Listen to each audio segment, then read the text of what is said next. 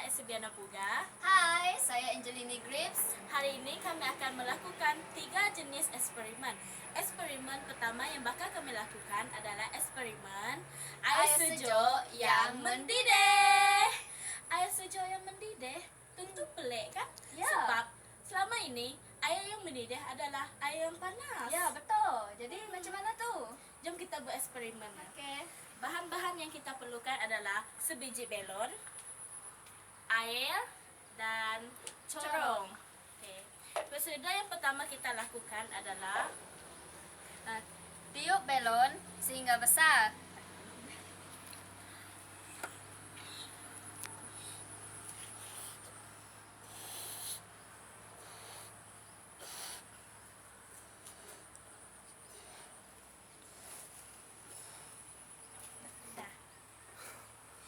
Kemudian tarik mulut belon supaya angin di dalam belon ini tidak keluar. Seterusnya, ambil corong dan hujung corong ini hendaklah dimasukkan ke dalam mulut belon.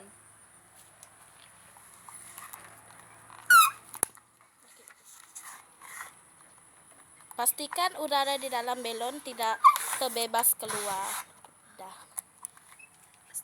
Kemudian, ambil air yang telah disediakan dan tuangkan ke dalam corong. Pastikan mulut belon tertutup dan jangan pastikan air masuk. Dan kita lihat hasilnya.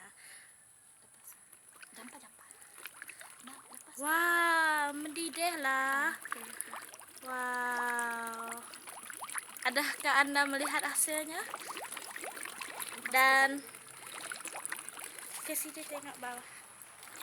Kamu air tidak dapat masuk ke dalam kerana udara di dalam belon dibebaskan keluar. Oleh itu, air di dalam ini menggelegak seperti mendidih walaupun dia sejuk.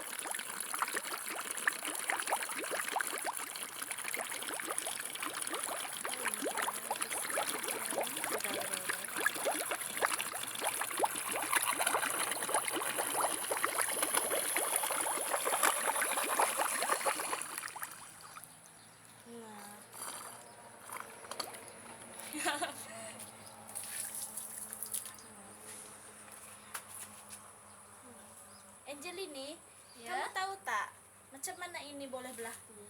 Tentulah tidak. Saya pun pelik. Kenapa air ni sejuk tetapi dia macam menggelegak seperti mendidih? Oh, saya ada penjelasannya. Apabila belon ditiup, udara akan mengisi di dalam belon. Udara adalah sejenis jirim yang memenuhi ruang dan mempunyai jisim. Oleh itu, apabila belon diisikan udara dan diletakkan di bawah corong tiup. Kedua adalah eksperimen kapal layar tanpa angin. Kapal layar tanpa angin mesti orang pelik kan? Ya, Sebab benda yang bergerak selalunya dia menggunakan tenaga seperti tenaga angin, tenaga solar, tenaga elektrik. Betul Tapi tu. ini tak ada angin. Itulah yang peliknya. Jadi macam mana tu? Jom kita buat eksperimennya. Okey. Okey. Bahan-bahan yang kita perlukan adalah seperti kotak. Sediakan kotak, model kotak buat sebagai model kapal layar. Kedua, deterjen ataupun cecair pencuci baju. Dan terakhir sekali, minyak masak. Juga jangan lupa untuk menyediakan tempat yang berair seperti kolam. Okey. Okey.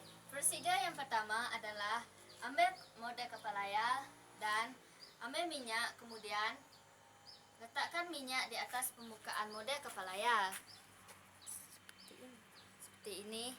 Seterusnya, ambil deterjen Dan pada telunjuk jari celupkan dan celupkan. seperti ini. Seterusnya, kita letakkan model kapal layar ini tadi di atas permukaan kolam. Kita letakkan model kapal layar ini tadi ke atas permukaan air. Pastikan air tersebut tidak terdapat arah gerakan angin. supaya tidak mengganggu proses eksperimen. Dan kemudian celupkan telunjuk jari pada permukaan air yang terdapat deterjen tadi. Dan lihatlah hasilnya. Model kepala air tersebut boleh bergerak dengan sendirinya. Wah, cantik bukan? Ya, memang cantik. Angel ini. Ya, Tetapi macam mana ini boleh berlaku sedangkan dia tidak menggunakan tenaga angin ataupun sebagainya? Saya pelik lah. saya tahu kenapa.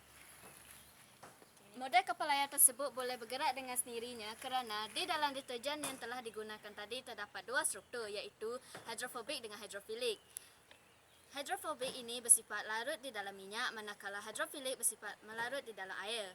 Apabila deterjen yang digunakan tadi dicelupkan ke dalam air, maka ketegangan permukaan air dapat dikurangkan. Seterusnya, apabila deterjen yang digunakan tadi dicelupkan ke dalam air, maka berlaku penolakan cas-cas negatif.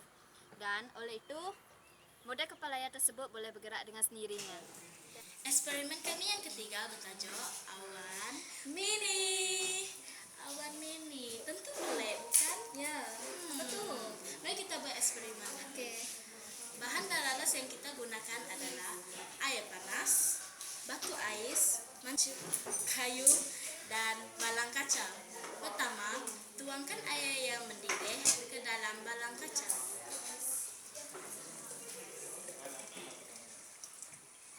Kedua, terbalikkan penutup balang dan isikan dengan batu ais.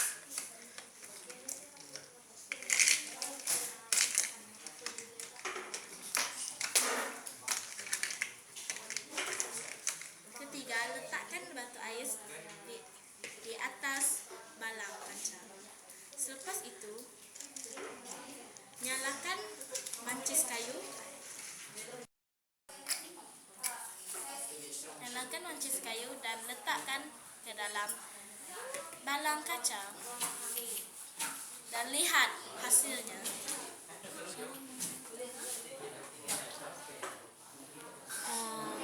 Adakah kamu melihat wap-wap air yang bergerak ke atas ke bawah? Tengoklah. Dan biarkan seketika.